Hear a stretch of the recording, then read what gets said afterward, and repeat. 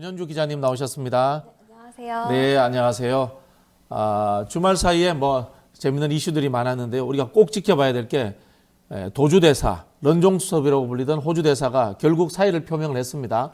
그리고 대통령도 재가를 했죠. 네, 맞습니다. 최장병 수사 외압 사건의 피의자 신분임에도 불구하고 호주 대사로 임명돼 논란이 됐던 이종섭 주 호주 대사가 지난 29일 대사 자리에서 물러났습니다. 임명된 지 25일 만에 일어난 일인데요. 형식은 이 대사가 스스로 사표를 내고 외교부가 대통령에게 보고한 지 약 9시간 만에 이를 대통령이 수용하는 형식으로 진행됐습니다. 그동안 대통령실은 이 대사의 사퇴에는 거리를 둬왔었는데요. 이전 대사도 그간 사퇴 의사가 없음을 분명히 하면서 사의 표명 전날까지도 국내 일정을 소화하는 모습을 보였습니다. 이 결정에는 총선이 코앞으로 다가온 만큼 민심을 신경 쓴 결과라는 게 중론인데요. 한편 이 대사는 변호사를 통해 사의를 표명하면서도 그동안 공수처에 빨리 조사해달라고 계속 요구해왔으나 공수처는 아직도 수사 기일을 잡고 있지 않다고 말하면서 또 한 번 공수처에게 총구를 돌렸습니다. 또 서울에 남아서 모든 절차에 끝까지 강력 대응할 것이라고 밝혔는데요. 계속해서 줄곧 공수처를 압박하면서 조사를 촉구하고 있는 겁니다. 공수처가 아직 공식적인 입장을 내놓고 있진 않지만 총선 전에 조사가 이뤄지기는 어려울 것으로 보입니다. 네, 여권에서도 이종섭 대사에 대해서 사퇴하라 이야기를 많이 했습니다. 이 대사의 사퇴 이후에 혹시 여야의 반응이 나왔나요? 네, 우선 여당에서는 한숨 돌렸다는 반응입니다. 특히나 총선이 한 자릿수 앞으로 다가왔고 사전투표까지 감안하면 더욱더 얼마 안 남은 상황인데요. 계속해서 여당에서는 현장 분위기가 심상치 않다, 또 범야권 200석 가능하다 이런 말들이 나오면서 수도권 후보를 중심으로 대통령실의 결단을 촉구하는 목소리가 나오고 있던 상황이었습니다. 국민의힘은 이 대사의 사퇴 후 국민의 회초리를 겸허히 받아들였다. 또 민심에 순응하고 실천하고 있다며 자세를 낮추는 모습이었습니다. 동시에 공수처를 향해서는 민주당과 정치 공작을 펴왔다고 강도 높게 비판하면서 신속한 조사를 촉구하고 있는데요. 야당은 일제히 대국민 사과를 요구했고 특히 민주당은 총선 민심에 떠밀려서 울며 겨자 먹기 시의 사의 표명이라고 꼬집었습니다. 이 가운데 또 눈에 띈 것은 한동훈 위원장의 발언이었는데요. 한 위원장의 발언 직접 듣고 오시겠습니다. 여러분이 황상무 수석의 문제에 대해서 불편하시고 이거 문제 있다고 하셨을 때 제가 어떻게 했습니까? 제가 그만두게 건의했고 그걸 관철했죠. 이종섭 대사가 외국에 있을 때 제가 어떻게 했습니까? 귀국해야 한다고 해서 그거 선택했죠. 그리고 이종섭 대사 오늘 저도 건의했습니다만 사퇴했습니다. 사퇴에 이어서 이번 사퇴에도 본인의 공을 들면서 하면 한다 이런 여당의 모습을 강조하는 모습이었는데요. 국민의 눈치만 보는 국민의힘이라는 점을 강조하고 있었습니다. 또 코앞으로 다가온 총선에 악재로 작용할 만한 요소들은 모두 제거했음을 시사하는 것으로 풀이됩니다. 네, 이종섭 대사가 귀국하고 사퇴하는 것이 본질은 아니죠. 이종섭 대사가 이 국방부 수사 관련 외압 사건의 진실을 밝혀야죠. 지난번에 저희도 말씀드렸습니다만 첫 번째는 박정훈 대령 관련 이 재판에 증인이나 참고인으로 빨리 출석을 해야 됩니다. 출석을 해서 진실을 밝히는 게 첫 번째고요. 그리고 이 총선이 끝난 다음에 국회가 바로 열릴 겁니다. 그러면 국정조사든지 특검에 응해야 되지 않나. 그게 본질입니다. 예, 진실을 밝혀야 됩니다. 자, 이런 와중에 총선이 이제 9일 앞으로 다가왔는데요. 각 당의 움직임이 좀 어떻습니까? 네, 우선 국민의힘은 이른바 용산발 리스크로 불렸던 이종섭, 황상무 논란은 사퇴로 어느 정도 해소됐다고 보고 다음 스텝을 위한 돌파구를 찾는 모습입니다. 다만 앞선 이 리스크들로 정권 심판론에 힘이 쏠리면서 위기감은 커질 대로 커진 상황인데요. 각종 여론조사에서 보수 지역으로 꼽히던 PK 지역에서도 승기를 예측할 수 없는 지역들이 나오고 있기 때문입니다. 이대로라면 지역구와 비례대표를 합쳐도 의석수 100석 확보 장담도 어렵다는 예측이 나오고 있는데요. 이런 분위기를 반전시키기 위해서 국민의힘은 수도권 유세전을 최대한 활용하겠다는 분위기입니다. 그러면서 민주당 후보들의 부동산 의혹, 조국혁신당 비례대표 1번 박은정 후보 배우자의 거액 수입 논란을 집중 공격하면서 2조 심판론을 계기로 반전을 꾀하고 있습니다. 반면 민주당 후보들은 부동산 의혹들이 리스크로 돌출하면서 파장 차단에 나선 모습인데요. 홍영훈 경기 화성을 후보가 군 복무 중인 아들에게 서울 성수동 주택을 증여했다는 아빠 찬스 논란에 이어서 안산갑의 양문석 후보는 대학생 딸 명의로 11억 원을 대출받아 편법 대출 의혹이 나오고 있습니다. 특히 부동산 문제는 워낙 사람들이 예민하게 반응하고 또 중도층을 자극할 이슈이기도 한데요. 또 아빠 찬스 논란은 2030의 표심과 직결되는 부분인 만큼 해당 부분은 총선 판세에 영향을 줄 수 있어서 끝까지 지켜봐야겠습니다. 네, 이어서 의료계 소식도 한번 들어보겠습니다. 계속해서 의대 정원과 관련해서 정부 간 갈등이 이어지고 있습니다. 이제 그런 와중에 드디어 윤석열 대통령이 메시지를 냈습니다. 네, 윤석열 대통령은 오늘 의료개혁 등 국정 현안과 관련한 대국민 담화를 발표할 예정입니다. 대통령실 대변인실은 어젯밤 출입기자단에 의료개혁, 의사증원 추진 경과에 대해서 국민 여러분께서 여전히 궁금해하신다는 의견이 많아 윤 대통령이 이를 국민께 드리는 말씀을 통해 직접 소상히 설명드릴 예정이다 이렇게 밝혔는데요. 이 국민께 드리는 말씀 형식의 대국민 담화는 지난해 11월 부산 엑스포 유치 불발 이후 4개월 만에 진행되는 겁니다. 또 의료 공백 사태 이후 대통령이 직접 입장을 발표하는 것도 오늘이 처음인데요. 계속해서 의대 증원은 의료개혁의 출발점이라면서 의료개혁 완수에 대한 강경한 의지를 드러낸 만큼 어떤 입장이 나올지 주목되고 있습니다. 또 특히 어제 윤 대통령이 부활절 연합 예배에 참석하면서 더 낮은 자세로 국민 속으로 깊이 들어가서 국민의 아주 작은 목소리라도 귀 기울이겠습니다라고 말한 뒤에 열리는 대국민 담화인 만큼 현안에 대한 대통령의 입장도 나올지 주목해 봐야겠습니다. 네, 낮은 자세인데 2,000명은 절대 양보 못해요. 그게 낮은 자세가 맞는지 참. 네, 이런 가운데 전공의들이 이어가지고 이제 의대 교수들을 이제 사직서를 내기 시작했습니다. 그리고 오늘부터는 이제 진료 시간도 줄어든다고 합니다. 이거 큰일 났네요. 네, 전국 의대교수 비상대책위원회는 그동안 병원을 지켜온 교수들이 이제 물리적 또 체력적인 한계에 도달했다고 밝혔는데요. 이에 따라서 오늘부터 24시간 연속 근무 후에는 다음 날 주간 근무를 반드시 쉬기로 결의했습니다.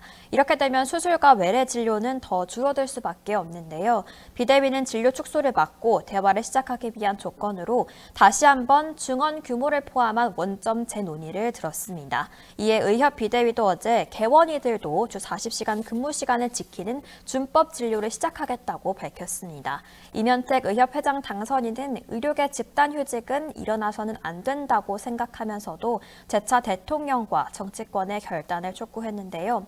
이렇게 되면 주 40시간 근무 시 평일 야간이나 주말 진료를 하지 않는 병원이 늘어날 것으로 보입니다. 네, 의대 교수들 그다음에 이 개원 의대에 이어 가지고 의대생들도 이제 움직임이 계속해서 가속화되고 있습니다. 휴학계를 제출하는 건수도 계속 늘어나고 있고요. 집단 소송하겠다는 이야기도 나오고 있습니다. 네, 전국 의대 학생들이 오늘 의대 입학 정원 2,000명 증원 취소를 요구하는 집단 소송을 제기합니다. 의대생들이 준비 중인 소송은 보건복지부 장관이 2,000명 의대 증원 정책을 철회하고 또 교육부 장관은 배분 처분을 중지하라는 내용인데요. 이병철 변호사는 지난 29일 전국 40개 의대 재학생을 대표하는 대한의과대학 의학전문대학원 학생을 대리해서 다음 달 1일, 그러니까 오늘 정부를 상대로 의대 증원 집행정지 신청 낼 계획이라고 밝힌 바 있습니다. 지금도 해부용 시신 한 구로 8명이 보고 있는데 증원될 경우 최대 24명이 봐야 하는 점을 근거로 들면서 학생들의 교육권이 침해될 우려가 있는데 지금 막지 않으면 회복할 수 없다는 주장입니다. 전국 40개 의대생을 대상으로 지난 주말까지 소송을 희망하는 학생들의 명단을 받은 상태고요. 이 변호사는 신청한 학생들 전부 소송 원고가 되도록 할 방침이라고 밝혔습니다. 네. 오늘이 그 4월 1일 만우절이라고 하기도 하는데요. 정부에서 유연한 자세를 이야기했는데 유연한 자세 어디 갔습니까, 진짜? 네, 걱정입니다, 걱정입니다, 진짜. 예, 전현주 기자님 감사합니다. 네, 고맙습니다. 이진아 기자님 나오셨어요. 네, 안녕하세요. 네. 어제 윤석열 대통령 대국민 담화 네. 어떻게 보셨습니까? 뭐 50분 동안 쭉 이야기를 했는데 그냥 핵심은 의대 정원 그대로 2,000명 유지하겠다는 거잖아요. 네, 맞습니다. 어제 50분 동안 윤 대통령이 읽어내려간 내용은 A4 용지로 14장 분량이었는데요. 주요 내용은 의대 정원 수 2,000명에 대한 당위성을 강조하는 내용이었습니다. 하지만 왜 2,000명이냐 이거에 대한 설명은 좀 없었는데요. 또 담화라고 했지만 실제 기자들과 문답은 없었습니다. 여기에 대해 대통령실은 자신의 메시지를 선명하게 하기 위한 것이라고 해명했습니다. 그럼 담화의 주요 내용을 영상으로 보고 오겠습니다. 일부 의사들의 불법 집단 행동은 그 자체로 우리 사회에 중대한 위협이 됩니다. 지난 27년간 국민의 90%가 찬성하는 의사 증원과 의료 개혁을 그 어떤 정권도 해내지 못했습니다. 역대 정부들이 9번 싸워 9번 모두 졌고 의사들의 직역 카르텔은 갈수록 더욱 공고해졌습니다. 대통령은 국민에게 겸손해야 하고 사회적 약자에게는 더 깊이 머리를 숙여야 합니다.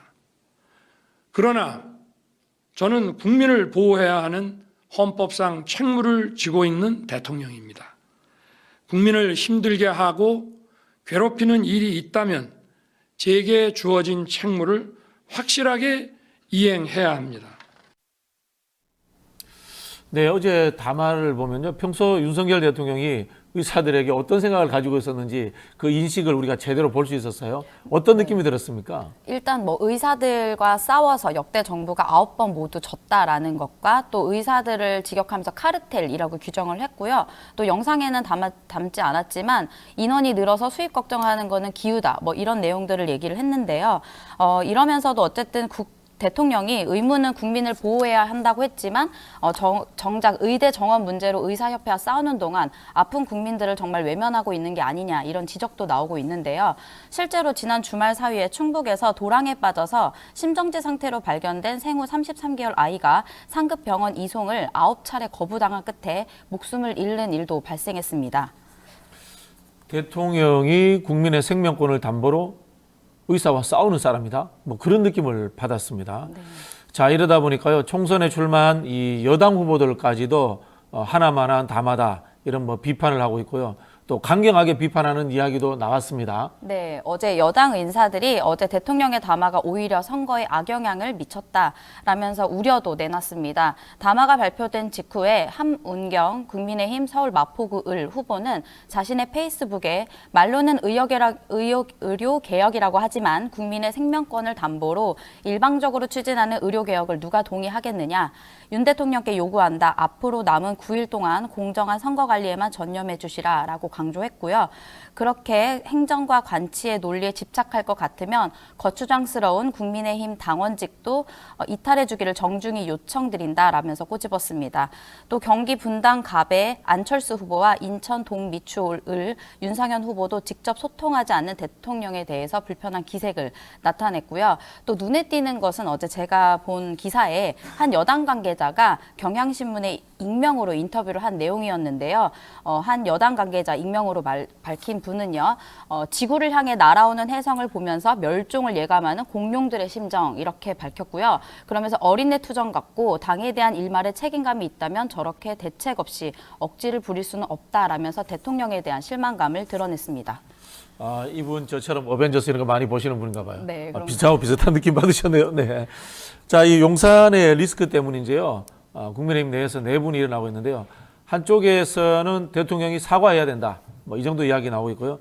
반대쪽에서는 또 그걸 옹호하면서 자중해야 된다. 갈등 일으키지 마라. 뭐 이렇게 이야기하는 분들이 있습니다. 네, 어제 일단 앞에 말씀드렸던 함은경 후보나 이런 분들이 이제 불만을 내비쳤더니 홍준표 대구시장은 함 후보를 향해서 들어온 지 며칠이나 되었다고 감히 우리가 만든 대통령 당적 이탈을 요구하나 대통령 탓하면 선거하는 여당 후보 치고 당선되는 거 못 봤다라면서 일갈했고요. 또 이장우 대전시장은 윤 대통령을 향해 국정 쇄신을 요구한 당 인사들을 향해서 자중하라 바보들아라는 표현을 쓰면서 날선 반응을 보였습니다. 그러면서 이 시장은 유승민 그만 나대지 마라 자중해라 조혜진 함은경 새벽부터 늦은 밤까지 현장을 뛰어라 그게 답이다 바보들아 라고 했습니다. 앞서 유 전 의원은 윤 대통령에게 앞으로 당정 관계든 정책이든 대통령이 국민을 대하는 자세든 모든 것을 다 바꿔야 한다라고 충언하면서 진짜 좀 반성 좀 했으면 좋겠다라고 말했기 때문인데요.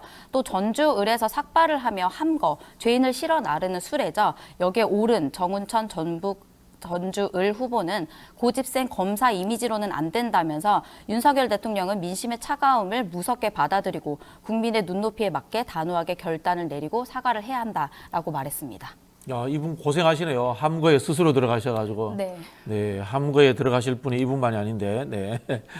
자, 한동훈 비대위원장도 대통령실과 거리두기 하는 발언을 많이 했습니다. 네. 어제 이제 담화가 발표된 후에 한 위원장은 유세 현장에서 우리 정부가 여러분 눈높이에 부족한 것이 있을 것이다라면서 그렇지만 그 책임이 저한테 있지는 않지 않냐라고 말을 했습니다. 그러니까 저한테 책임은 없다라는 것인데요. 국정 운영에서 부족한 점은 자신이 바꾸고 있다라고 강조를 했습니다. 그러면서 윤석열 정부와 거리두기 하는 게 아니냐 이런 해석도 나오고 있는데 한 위원장은 제가 여러분이 부족하다고 말씀하시면 비대위원장을 맡은 97일 동안 어떻게든 바꾸지 않았나 이렇게 말하면서 앞으로도 여러분이 원하시면 그렇게 할 것이다. 그러니까 저희에게 기회를 한 번만 주시라 라면서 읍소를 했습니다. 또 그러면서 한 위원장이 굉장히 급했던 모양입니다. 이 발언과 별개로 연일 부가세 경감 방안도 내놨는데요. 물가 상승으로 인한 성난 서민과 영세 자영업자들을 겨냥한 표심 공약의 일환이라고 하지만 세수 감소는 물론 세원의 투명성까지 악화될 수 있다는 우려의 목소리도 나오고 있습니다. 네, 국회의원이 정당의 소속입니다. 정당의 소속으로 국회의원이 되려고 합니다만은 국회의원의 본질은 행정부를 견제하고 감시하는 일입니다. 저는 이제 야당, 여당을 떠나서 이 정도 수준의 대통령, 이 정도 국정인식을 하는 대통령이라면은 같이 비판하는 것이 국회의원의 본연의 임무 아닌가요? 행정부의 견제와 감시에 관심이 없으면서 무슨 국회의원이 되겠다고 하는지 여당 후보자들에게도 저는 한번 묻고 싶습니다. 네, 자, 이런 상황에서요. KBS 관련해서 문건이 발견돼서 이제 파장을 일으키고 있는데요. 어제 민주당의 언론자유대책특별위원회 위원장인 고민정 의원이 기자회견을 했습니다. 기자회견에서 윤석열 정권의 공영방송 장악 시나리오가 담긴 대외비 문건이 발견됐다. 이런 이야기를 했는데요. 윤 정부가 언론을 장악하려고 있다. 이 문건 파장 클 것 같은데요. 네, 어제 고민정 의원이 기자회견을 통해서 MBC 스트레이트가 보도한 위기는 곧 기회다란 제목에 대외입비라고 적시된 18장짜리 문건 내용을 일부 공개했습니다. 고 의원 말에 따르면 이 문건은 박민 KBS 사장이 내정된 지난해 10월쯤 박 사장에게 전달된 일종의 지침이라고 합니다. 그러면서 고 의원은 이명박 정부 국정원이 작성했던 MBC 정상화 전략 및 추진 방안과 흡사한 윤석열 정권 버전 공영방송 장악 문서라고 밝혔고요. 또 공영방송 사유화를 위법하게 노골적으로 추진한 셈이라고 주장했습니다. 어제 내용의 핵심은 공영방송 KBS의 간부를 우파 중심으로 구성하고 노조와 단체 협약을 무시해 KBS 조직을 장악한다라는 내용입니다.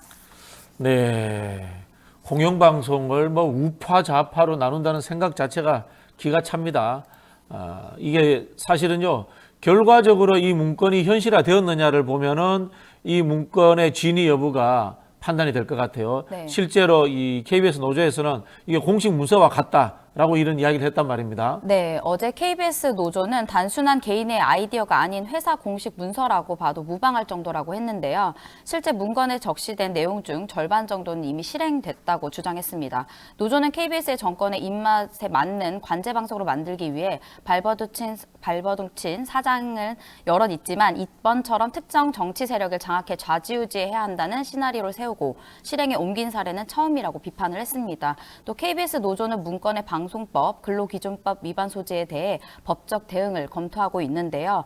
노조 측 자문 변호사인 정민영 변호사는 문건 내용이 박민 사장 취임 후에 벌어진 일들이 직접적인 근거가 다 되는지 밝혀지면 법적인 책임을 묻는 절차도 진행할 수 있다라면서 4개월 동안 벌어진 일을 보면 문건 내용을 착착 실행했다라고 의심할 정황은 충분하다라고 밝혔습니다. 또 하나 어제 YTN 해직 사태 핵심 인물로 꼽히는 김백 신임 사장도 어제 다시 8년 만에 사장으로 복귀를 했는데요.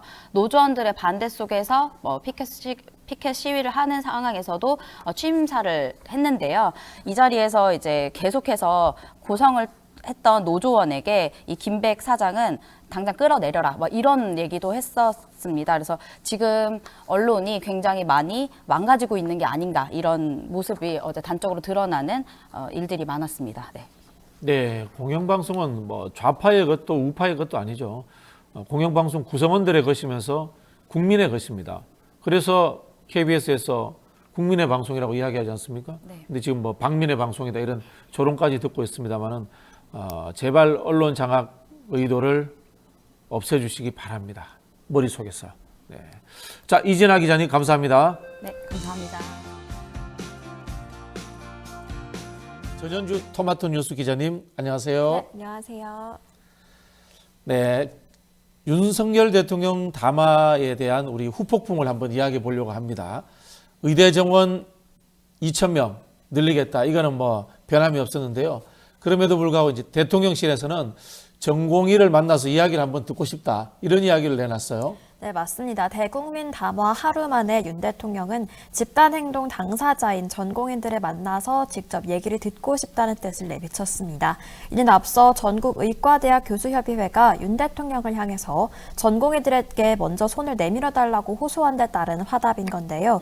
조윤정 전의교협 홍보위원장은 대통령께 간곡히 부탁드립니다. 우선 이 젊은이들의 가슴에 맺힌 억울함과 울분을 헤아려 주십시오라고 호소했습니다. 그러면서 동시에 박단 대한전공의협의회 대표를 향해서는 윤 대통령이 초대할 경우 조건 없이 만나달라고 요청했습니다. 정부와 전공의 사이에서 의과대학 교수가 중재자 역할로 자청하고 나선 건데요. 윤 대통령이 대화 의지를 밝힌 데 대해 국민의힘은 대통령의 소통 의지를 재확인했다며 내부 단속에 들어간 모습이었고, 민주당은 면피용 반응은 아닌지 주시하겠다면서 진정성 있는 노력이 필요하다고 비판했습니다. 아직 전공의 쪽 공식적인 입장은 나오지 않은 상태인데요. 다만 어제 지난달 29일부터 1일까지 전공의와 의대생 동향 온라인 여론조사 결과에 따르면 전공의들은 수련을 위한 선행 조건으로 의대 증원, 필수 의료 패키지 백지화를 93%의 비율로 압도적으로 꼽았습니다. 이번에는 윤 대통령과 전공의 간 대화의 물꼬가 트일 수 있을지 주목됩니다. 네, 대통령실에서 대화를 하겠다고 했는데 법원이 이미 기각 판결을 내려버렸어요. 전국 33개 대학의 의대 교수협의회에서 정부의 2,000명 증원에 대해서 취소해달라는 이야기를 했는데 법원에서 가처분 신청을 기각해버렸어요. 네. 그래도 계속 대화는 이루어지나요? 네, 일단 이 내용부터 살펴보겠습니다. 지난달 의대 교수협의회 소속 교수 33명은 의대 정원 확대 정책을 멈춰달라는 집행정지 신청을 냈습니다. 하지만 어제 법원이 그 신청을 각하했습니다. 이 각하는 소송의 요건을 갖추지 못했다고 판단될 때 내리는 결정으로 심리 없이 재판을 끝내는 건데요. 즉 신청인인 의대 교수들이 원고로서의 자격이 없다는 판단을 내린 겁니다. 법원은 의대 정원 확대 정책의 상대방은 대학의 장, 즉 총장이지 교수들이 아니라고 본 건데요. 설령 교수들의 주장이 맞더라도 이는 각 대학이 각자 해결해야 할 문제라고 봤습니다. 또 의사수 증가로 생기는 의사들의 경제적 피해도 법적 고려 대상이 아니라고 강조했습니다. 이병철 전의협 법률 대리인은 이번 판단에 대해서 어느 정도 예상은 했다면서 전공의와 의대생이 낸 추가 소송이 더욱더 중요하다고 밝혔습니다. 의료계 집행정지 신청 중 처음으로 나온 법원 판단이 정부의 손을 들어준 만큼 앞으로의 재판이 어떤 방향으로 흘러갈지도 지켜봐야겠습니다. 네, 의대 교수들이 의사 정원 확대의 당사자가 아니다. 저는 사실 조금 이해가 안 됩니다. 이런 상황 속에서요, 이 의대생들은 완강합니다. 상반기 인턴 수련 임용 등록 마감일이 지났는데요. 정부가 이렇게 계속 복귀하라 재촉하고 있습니다만은 예비 전공의들은 꼼짝도 안 하고 있습니다. 현재 임용 등록 비율이 어느 정도 되나요? 네, 올해 인턴 과정을 시작해야 했던 예비 전공의들은 어제까지 임용 등록을 했어야 상반기에 수련을 받을 수 있었는데요. 하지만 전공의들 사이에서는 별다른 복귀 기류가 형성되지 않았습니다. 올해 인턴 과정을 시작하려던 인원 중 약 10%만이 임용 등록을 마쳤습니다. 어제까지 임용 등록을 하지 않았다면 올해 상반기에 인턴으로 수련하는 것은 불가능하고 오는 9월이나 내년 3월이 돼야 수련을 시작할 수 있는데요. 복지부는 처분은 유연하게 하겠지만 임용 등록을 하지 않고 차후 복귀하는 인턴의 상반기 수련은 불가능하다고 못 박았습니다. 전공의 이탈이 계속되면서 대형 병원의 경영난도 극심해지고 있는데요. 서울대병원은 어제부터 비상경영 체제로 운영을 전환했습니다.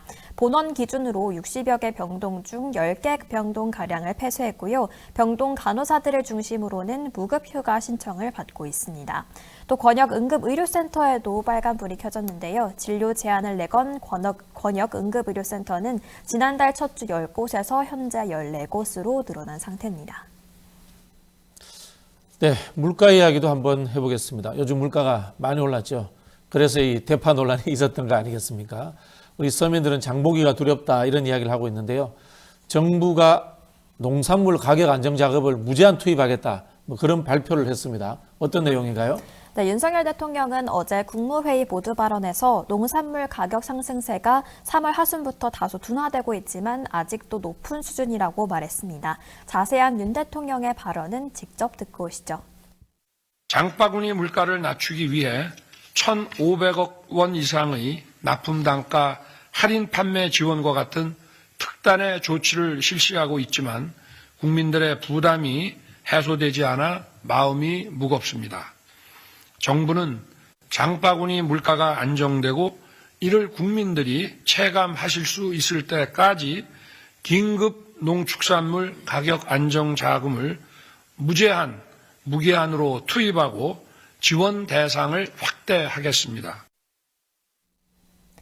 네, 정부의 예산 계획이 있는데 무제한으로 투입한다. 이것도 좀 표현이 그렇네요. 네. 어쨌든 요즘 마트 같은 데서 장보기가 두렵습니다. 과일은 물론 특히 이제 농수산물 값이 많이 올랐어요. 전반적으로 어느 정도 올랐다고 볼 수 있는가요? 네, 어제 소비자 물가 상승률이 발표됐는데요. 소비자 물가 지수는 소비자가 구입하는 상품과 서비스의 가격 변동을 측정하기 위한 지표입니다. 이 지표를 가지고 경기를 판단하는 기초 자료로 활용이 되는 건데요. 전년 대비 3월 소비자 물가 상승률은 3.1% 올랐습니다. 그중에서도 20% 넘게 오른 농산물 값이 문제였는데요. 특히 금사과라고 하죠. 지난 2월에 70%를 넘는 기록적인 상승폭을 보였던 사과는 3월에는 88% 넘게 올랐습니다. 지난 1980년 이후 가장 큰 폭의 상승인데요. 뿐만 아니라 배는 87.8%, 귤 역시 68.4% 올랐습니다. 과일만 오른 게 아닌데요. 토마토와 대파값도 10% 넘게 상승했습니다. 정부가 긴급 물가 안정 자금에만 현재 1,500억을 투입했지만 고물가를 잡기에는 역부족이었는데요. 실제 정부의 긴급 자금 투입 효과에 대해서 공미숙 통계청 경제동향심의관은 농축산물은 열흘마다 세 차례 조사하는데 투입을 했음에도 물가가 올라간 것이라고 말했습니다. 네, 제가 사과의 고장 경북 영천 출신입니다. 요즘은 사과가 위로 와가지고 뭐 중부권에서 하는데 예전에 대구 쪽이 사과가 유명했거든요. 사과 먹고 싶습니다. 비싸서 못 사 먹고 있습니다. 네. 네. 자, 총선 소식도 마지막으로 한번 짚어보겠습니다. 재외국민 투표가 끝이 난 걸로 알고 있습니다. 역대급 투표율이라고 합니다. 어느 정도 투표율이었는지 한번 지켜보시죠. 네, 22대 총선 재외선거 최종 투표율이 62.8%로 역대 최고치를 경신했습니다. 재외선거는 2012년 제19대 총선부터 도입이 됐는데요. 투표율이 60%를 넘긴 건 이번이 처음입니다. 통상적으로 재외 투표율이 높을수록 진보 정당에 유리한데 이번에도 그 흐름이 이어갈지 주목되고 있고요. 또 재외선거 투표율이 최종적으로 높은 투표율로 직결될지도 지켜봐야겠습니다. 네, 오늘 아침에 저하고 관련된 소식이 제법 있네요. 제가 이 재외국민 투표법 만들 때 실무자였습니다. 네. 재외국민들의 투표율이 높으면요, 국내에서 투표율도 높아지는 경향이 있습니다. 아마 이번 주 금토에 있는 사전투표율 상당히 높을 거라고 생각을 합니다. 우리 시청자 여러분들도 사전투표부터 많이 참여해 주실 것을 부탁을 드리겠습니다. 전현주 기자님 감사합니다. 네, 고맙습니다. 이진아 기자님께서 우리가 꼭 알아야 될 것들 뉴스픽 시간으로 좀 전해주시겠습니다. 네, 안녕하세요. 네, 어제 저도 언급을 드렸는데 4.3 기념일입니다. 네. 근데 윤석열 대통령이 2년 연속 추념식에 참석을 안 했어요. 네. 반면에 야당은 이재명 대표가 참석을 했고요. 문재인 전 대통령께서도 참석을 했습니다. 네. 왜 이렇게 윤석열 대통령과 여당 인사들은 참여를 하지 않을까요? 그러게 말입니다. 일단 윤석열 대통령은 지난해에 이어 올해도 4.3 추념식에 참석하지 않았는데요. 여당 대표인 한동훈 비대위원장도 참석하지 않았습니다. 2년 전 윤석열 당선인 신분으로 추념식에 참석했을 때는 무고한 희생자들의 넋을 국민과 함께 따뜻하게 보듬겠다고 약속했고 잊지 않겠다라고 했지만 지난해는 같은 행사에 매년 가는 게 적절한지 고민이다라고 말하면서 대구 야구장을 찾아 시구에 나섰습니다. 또 올해는 불참 이유조차 밝히지 않았는데요. 4.3 희생자 추념식에 현직 대통령 신분으로 참석한 사람은 노무현 대통령이 처음이었고 문재인 대통령은 4월에 세 차례 제주도를 방문한 적이 또 있습니다. 4.3 추념식 참석을 놓고 보수와 진보 계열 대통령들의 행보가 엇갈리면서 무고한 희생의 화해와 상생의 역사로 승화시킨다는 4.3 추념하는 취지가 좀 무색해졌다라는 평가가 나오고 있습니다. 아니 국가기념일은 매년 참석하는 게 당연하죠. 매년 다가오는 게 국가기념일인데 그럼 매년 설 안 셉니까? 그러면 참 기가 찹니다. 잊지 않겠다던 대통령이 2년 연속 불참하면서 유가족들도 실망이 클 걸로 보입니다. 그리고 지난해까지는 대통령의 추념사를 국무총리가 대독을 했는데요. 올해는 아예 대통령의 추념사가 없습니다. 네. 국무총리 명의로 추념사가 나왔어요. 이건 이 정부가 4.3 사건의 유가족들과 제주도를 홀대하고 있다. 뭐 이렇게 볼 수밖에 없거든요. 네, 그런 지적도 나오고 있는데요. 지난해 한 총리가 말씀하신 것처럼 대독한 한 600분량의 이제 대통령 추념사는 4.3 관련해 구체적인 실천 약속은 없었고 원론적인 입장에 지나지 않았는데요. 또 이 자리에 어울리지 않는 내용들이 좀 나열됐습니다. 뭐 IT 기업, 반도체 설계 등 단어들이 열거되면서 유족들의 탄식을 부르기도 했습니다. 또 그런데 올해는 한덕수 총리의 추념사도 비슷한 수준이었습니다. 한 총리는 4.3 사건의 희생자의 넋을 기리고 유가족의 아픔을 위로하는 국가의 기본적인 책무다. 진상조사와 생존 희생자의 트라우마 치유를 위해 노력하겠다라고 이야기를 했습니다. 또 이 자리에 참석한 국민의힘 윤재욱 원내대표는 4.3 관련 기록물들이 세계 유네스코 기록유산에 등재될 수 있도록 정부와 여당이 최선을 다해 지원하겠다고 말은 했지만 앞에 언급하신 것처럼 또 대통령의 추념사도 없었기 때문에 말과 행동이 다르다라는 지적이 나오고 있습니다. 네, 작년에도 뭐 제주도에 반도체 공장이라도 지어주나 뭐 이런 이야기까지 나왔습니다. 비판적인 이야기가 나왔는데요. 올해도 지금 대통령이 전국 23개 곳을 찾아다니면서 민생정책 토론회를 하고 있어요. 네. 그렇다면 이 토론회를 제주도에 한번 잡으면서 4.3 같이 오시면 되는 거잖아요. 네, 그 정도 성의도 보이지 못하고 있는 거 아닙니까? 그러니까 지금 야당에서 대통령을 엄청나게 비판을 하고 있어요. 네. 말씀하신 것처럼 23차례나 민생토론회를 빙자한 선거운동과 수십 번의 유세장에서 외친 국민을 섬기겠다는 약속, 진심이었다면 추념식에 참석하는 것이 마땅했다라고 김수영 녹색정의당 선임대변인이 비판을 하면서 밝힌 내용입니다. 또 그러면서 슬퍼하는 국민을 위로하지 않는 정부를 지지할 국민은 없다라고서 일갈했습니다. 또 야당의 이재명 대표는 4.3 학살의 후회라고 할 수 있는 정치 집단이 국민의힘이며 여전히 4.3을 폄훼하고 있다. 그리고 국민의힘은 지금이라도 행사에 참석하지 않은 것을 사과해야 한다. 이렇게 강조를 했고요. 또 천하람 개혁신당 총괄 선대위원장과 진보당 등도 한 목소리를 내면서 비판했습니다. 4.3 추념식은 사실 행정안전부가 주최하고 제주도가 주관하는 정부 공식 행사입니다. 그러니까 이념과 진영에 따라 입장을 달리할 수 있는 사안이 아니라는 것인데요. 하지만 이전에 있었던 태영호 의원의 북한 개입설 등이 여전히 나오는 것을 보면 이념과 진영 논란에서 완전히 벗어나지 못한 것이 아닌가 이런 생각이 드는 대목입니다. 네, 정말 아픈 현실입니다. 자, 그런데 그나마 한동훈 비대위원장은 따로 메시지를 냈습니다. 네. 다만 이 메시지의 내용이 자신의 이제 뭐 공적을 네. 뭐 자랑하듯이 내기를 했습니다만 한번 좀 이야기해 주시죠. 네, 한 위원장은 어제 공식 입장을 따로 냈는데요. 4.3 희생자를 추모하는 자리에 함께 있어야 마땅하나 지금 제주에 있지 못하는 점을 송구하게 생각한다라고 밝혔고요. 다만 국민의힘과 정부는 제주 4.3에 대한 아픔에 공감하고 말에 그치지 않고 행동해 왔다라고 강조했습니다. 그러면서 자신이 했던 일을 얘기했는데 한 위원장은 제가 법무부 장관으로서 군법회의 수용인으로만 한정된 직권 재심 청구 대상을 일반 재판 수용인까지 포함하도록 했던 것 역시 그런 의지가 반영된 결과라면서 제주도민의 요청에도 불구하고 반대했던 지난 정부와 달리 우려의 반대의 목소리를 제가 직접 설득해서 관찰해왔다 이렇게 덧붙였습니다. 네, 공적은 제가 좀 있습니다. 네. 제가 제주 명예도민입니다. 아, 제주 4.3 그 평화공원 사업할 때 제가 조금 도움을 줬다고 해서 네. 그렇군요. 죄송합니다. 네. 이 4.3의 아픔은 우리 현대사회 대한민국 국민 모두가 가지고 있는 아픔이기 때문에 이 진보 보수의 문제가 아닙니다. 국가 폭력에 의해 가지고 국민이 희생된 사건이에요. 늘 말씀드리지만 국가는 위정자가 아니라 국민입니다. 네. 자, 선거 이야기 다시 한번 돌아가 보겠습니다. 오늘부터 여론조사가 이제 공표가 금지가 됩니다. 네. 깜깜이 기간 또 뭐 블랙아웃이다 이런 이야기를 하는데 여야의 셈법이 달라요. 그러면서 이제 투표 독려를 하고 있습니다. 네, 맞습니다. 그동안 선거 전망에 말을 아껴왔던 한동훈 비대위원장이 처음으로 유세 현장에서 박빙 지역이 55곳이라고 언급을 했습니다.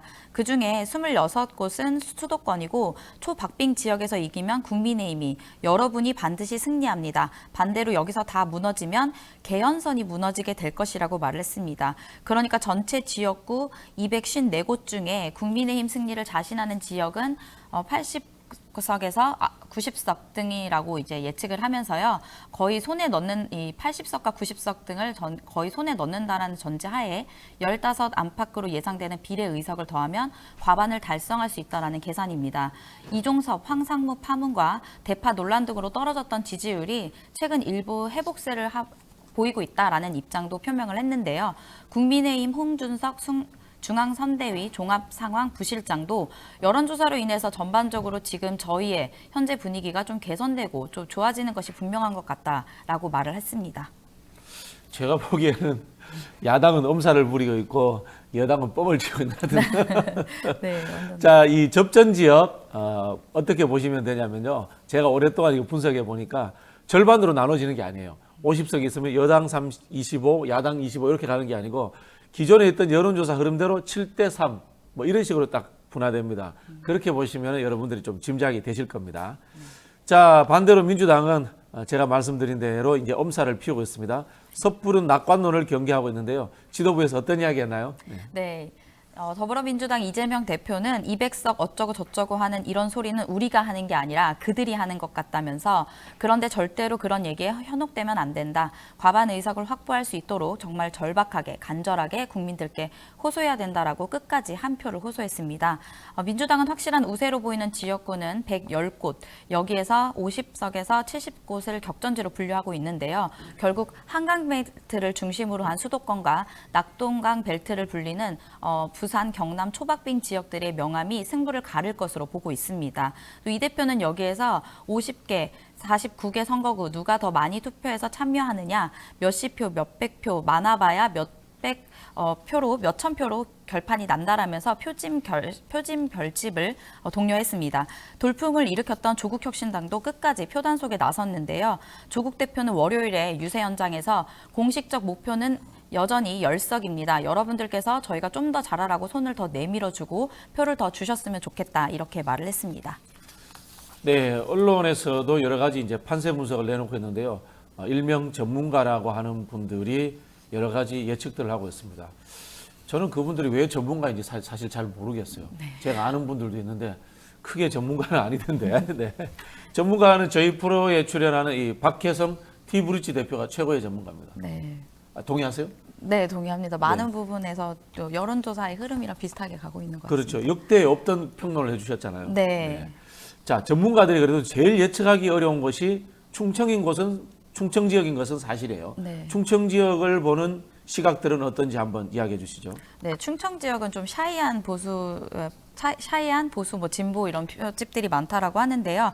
전체 선거구에서 10% 남짓을 차지하는 충청은 매 총선 의석수 이상의 의미를 가져왔습니다. 4년 전 21대 총선에서 충청은 여당이던 더불어민주당에 20석을 안기면서 민주당 역대급의 180석 승리의 기반이 되기도 했고요. 2년 뒤인 20대 대선에서는 세종을을 제외하고 윤석열 국민의힘 후보가 이재명 민주당 후보를 이기면서 대통령에 당선됐습니다. 또 같은 해 8회 지방선거 때는 국민의힘이 충청권 4개 광역자치단체장을 모두 차지하면서 전체 선거에 압승을 했습니다. 결론적으로 중원인 충천이 전국 단위의 선거의 판세를 결정하는 캐스팅 보도 역할을 해온 셈인데요. 어제 양당 자체 판석 분서를 종합하면 민주당은 현재 대전 6곳, 충남 6곳, 충북 2곳, 세종 1곳, 우세를 15곳으로 이제 봤고요. 경합은 10곳, 열세를 2곳으로 보고 있었습니다. 반면 국민의힘은 14대 14 수준으로 팽팽한 양상이라고 분석을 했는데요. 당선이 가능하다고 보는 지역은 대전 최소 1곳, 충남은 6곳에서 8곳, 충북은 4곳에서 6곳 등이라고 했습니다. 선거 막판에 국회 세종 완전 이전 공약을 내던지면서 세종도 해볼 만하라는 이런 판단을 하고 있는 것으로 또 보입니다. 그만큼 충청권의 투표를 비롯해서 이 결과가 좀 궁금해지는 대목입니다. 네, 끝까지 한번 지켜보시죠. 충청권을 예상한 숫자만큼 맞춰야지 진짜 전문가입니다. 네, 지금까지 이진아 기자였습니다. 감사합니다. 네, 감사합니다. 뉴스토마토의 전현주 기자님 나오셨어요. 안녕하세요. 안녕하세요. 네, 드디어 그 윤석열 대통령이 전공의들을 만나긴 했습니다. 의정 갈등의 해결에 그 물꼬가 터질지 모르겠습니다만은, 근데 뭐 대화 내용을 보면 크게 또 기대가 안 되는 측면도 있어요. 네. 네, 맞습니다. 윤석열 대통령과 박단 대한전공의협의회 비상대책위원장의 면담이 어제 이루어졌습니다. 어제 오후 2시부터 약 140분간 비공개 형식으로 진행이 됐고 세세한 내용이 공개되지는 않았는데요. 이번 면담은 지난 2일 전공의들을 직접 만나서 이야기를 듣고 싶다는 윤 대통령의 대화 제안에 박 위원장이 호응하면서 성사됐습니다. 2월 20일부터 집단 사직에 들어간 뒤 인터뷰는 물론 공식 입장이 없이 침묵으로 일관하던 전공의가 드디어 움직였다는 점에서 이 면담에 관심이 많이 쏠렸었는데요. 기대와 달리 결과는 많이 아쉬웠습니다. 면담 후 정부는 향후 의사 증언을 포함한 의료개혁을 논의할 때 전공의 입장을 존중하기로 했다고 발표했습니다. 하지만 박 위원장은 면담 후 자신의 페이스북에 대한민국의 의료의 미래는 없습니다라는 짧은 글로 면담에 대한 실망감을 드러냈습니다.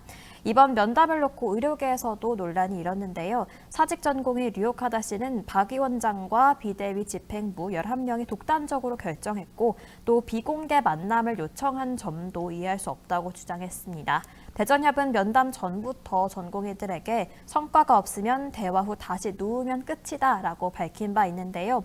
2시간 동안의 면담이 동상이몽으로 끝나면서 의정 갈등의 골은 더욱더 깊어질 것으로 보입니다. 네, 법원 이야기를 해보려고 하는데요.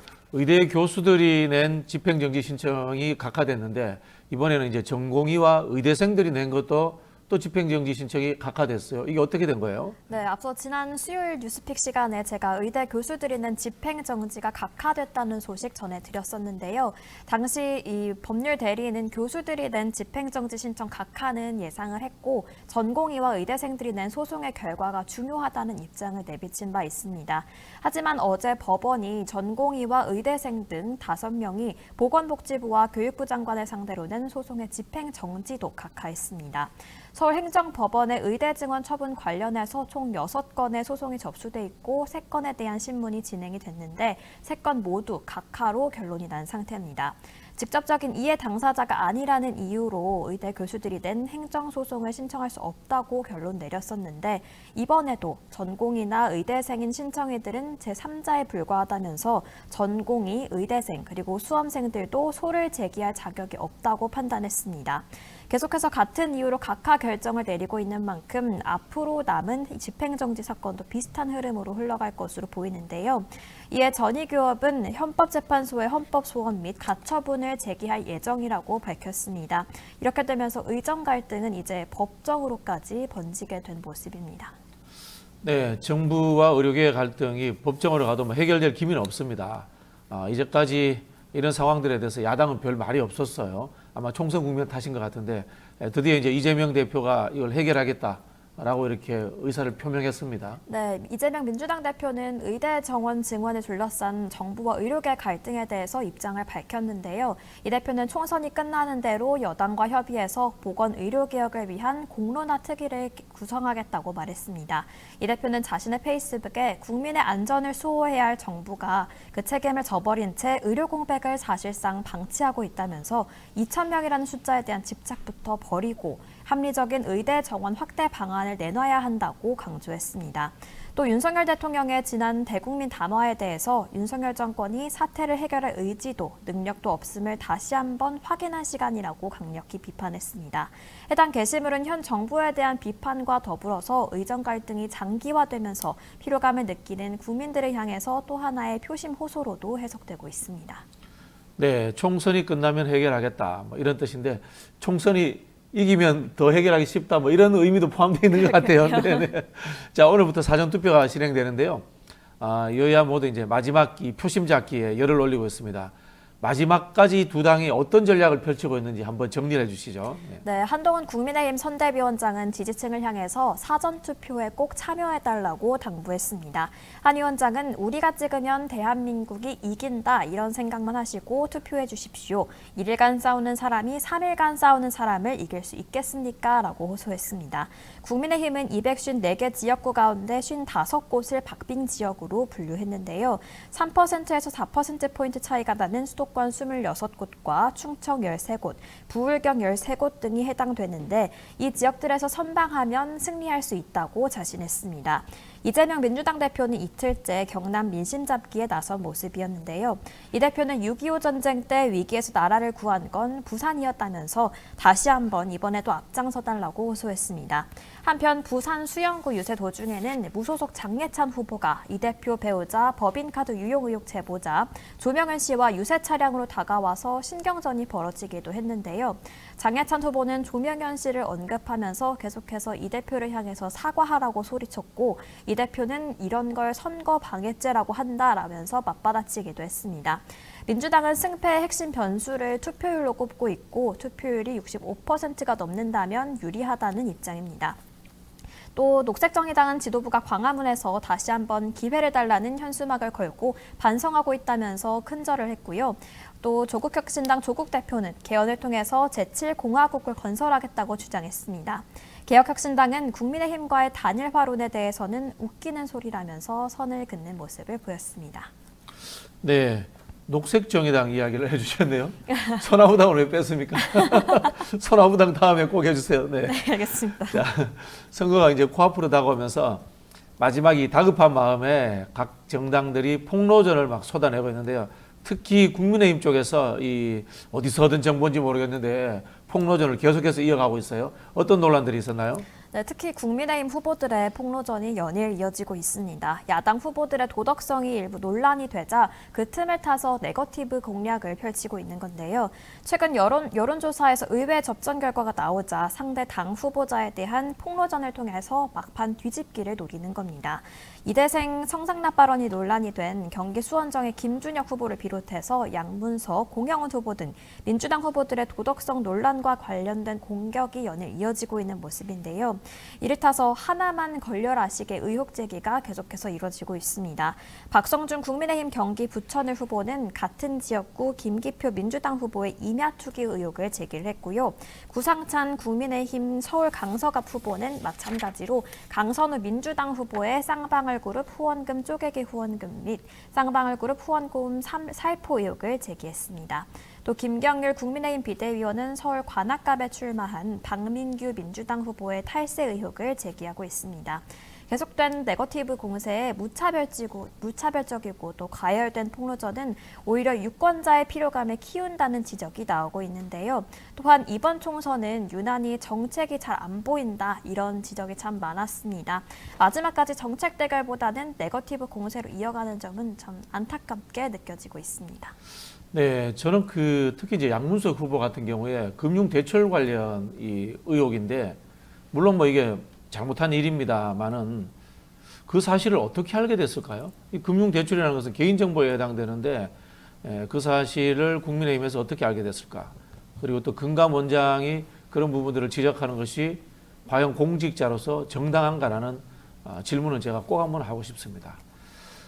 자, 마지막 질문인데요. 오늘 사전투표할 때 어떻게 하면 잘할 수 있는지 사전투표 잘해야 됩니다. 이게 심판이기 때문에 유의사항에 대해서 설명 좀 해주시죠. 네, 사전투표 시간은 오전 6시부터 오후 6시까지 진행이 되고요. 오늘부터 내일까지 진행이 됩니다. 투표하러 가실 때에는 본인의 주민등록증, 여권, 운전면허증 등 본인임을 확인할 수 있는 신분증을 가져가야 하고요. 모바일 신분증의 경우에는 화면 캡처 화면은 인정되지 않고 현장에서 앱을 실행해야 합니다. 선거인의 주소지에 따라서 관내 투표자와 관외 투표자의 동선이 구분되는데요. 자신이 거주하는 구, 시, 군 안에 있는 사전투표소에서 투표하는 유권자는 투표 용지만 받아서 기표한 후 투표함에 넣으면 되고, 관외 사전투표자는 투표 용지와 함께 회소용 봉투를 받게 되는데, 기표한 후 투표지를 회송용 봉투에 넣고 봉합해서 투표함에 넣어주시면 됩니다. 정확히 동봉하지 않으면 무효 처리가 되는 만큼 꼭 정확하게 동봉해 주셔야 합니다. 또 이번에 사전투표에서 달라진 게 있는데요. 이전까지 사전투표에서는 도장이 인쇄된 용지를 유권자들에게 줬었는데, 이번 사전투표부터는 본투표와 동일하게 투표관리관이 도장을 직접 찍어서 전달하는 방식으로 진행이 됩니다. 투표 인증샷은 투표소 내에서는 불가능하고 투표소 밖에서는 자유로운 포즈로 또 특정 후보자의 선거 벽보 앞에서도 촬영이 가능합니다. 다만 기표소 안과 투표지 촬영 그리고 SNS 게시는 불법인 점 참고하시기 바랍니다. 네, 전현주 기자님 감사합니다. 전현주 기자님 말씀 잘 듣고요. 꼭 심판에 참여하시기를 부탁을 드리겠습니다. 감사합니다. 네, 고맙습니다.